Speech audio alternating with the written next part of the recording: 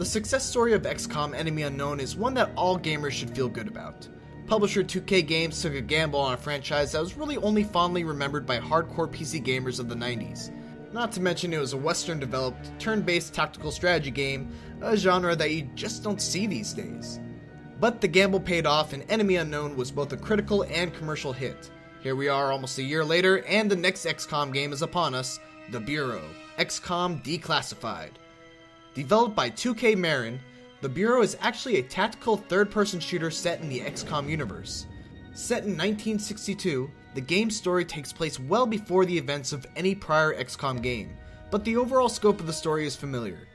Aliens invade, they cause weird phenomena all over the world, and you, as a member of XCOM, are sent in to kill them, collect their technology, and make it your own to turn their superior tech against them. The big difference this time around is that you actually directly control the main character. William Carter is a World War II war hero and former FBI agent who gets caught up in the whole alien invasion business when he's asked to deliver a mysterious package to the military top brass. Without going too much into spoilers, let's just say, as you'd expect in a story involving mysterious packages, things don't go according to plan, and Carter quickly finds himself having to shoot his way out of an alien-infested military base, concluding with him being recruited by XCOM. Anyway, as mentioned before, The Bureau is not your typical XCOM game. But that doesn't mean you should dismiss it as just another dumb, cover-based third-person shooter. A lot of thought has been put into making The Bureau still feel like XCOM, despite being an entirely different genre. This is most prevalent in how you'll be able to customize your squad.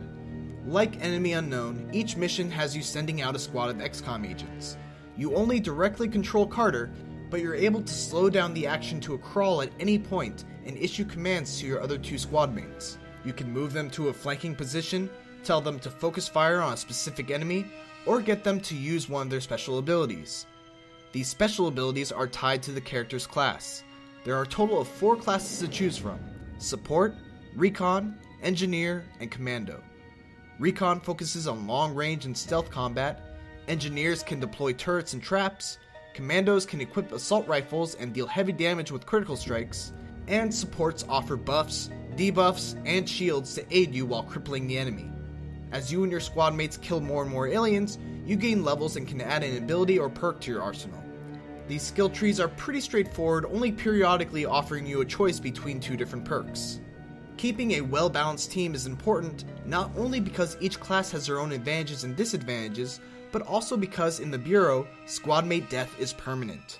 If you find yourself only leveling the same 2 guys throughout each mission, you may find yourself in a bind when one of your 2 high-level teammates suddenly gets killed and you're forced to stick the rest of the mission out with a level 1. Squad management is made all the more interesting thanks to the addition of dispatch missions. Dispatch missions are side jobs that you can assign your standby agents to. As you complete your mission, the squad sent out on the dispatch mission will complete theirs and collect a reward and a bunch of experience for each squad member. The risk is that squad members on a dispatch mission are unable to help you in the mission that you take on. So, if you send all of your standby agents on a dispatch mission and 1 or more of your squad members die, you're gonna have to go the rest of that mission at a fraction of your usual strength. In addition to dispatch missions, there are also other missions not tied to the main story, but still wind up being fairly substantial. One of the side missions that I ended up playing involved me traveling to a farm and uncovering a plot to fire a nuclear weapon at Washington, D.C. It seems somewhat strange that averting a nuclear detonation on our nation's capital would be deemed optional, but hey, what are you gonna do? If I could express one disappointment about the Bureau, it's that in the demo I played, which covered about the first 4 to 5 hours of the game, the downtime in between missions was not that exciting.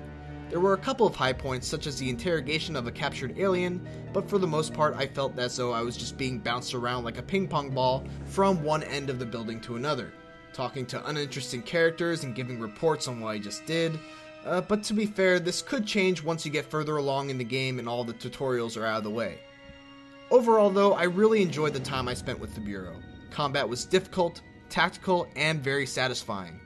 The odds are almost always stacked against you, and there are times where you'll come across an enemy encounter that initially seems unfair, but once you really start thinking about how you can utilize your abilities, weapons, and the environment to your advantage, you'll find that while you may be outnumbered and outgunned, you're never outmatched. The Bureau, XCOM Declassified, will be released on the Xbox 360, PS3, and PC on August 20th. Stay tuned for our full walkthrough of the game on the Gamefront Walkthroughs channel, and please don't forget to like, comment, and subscribe.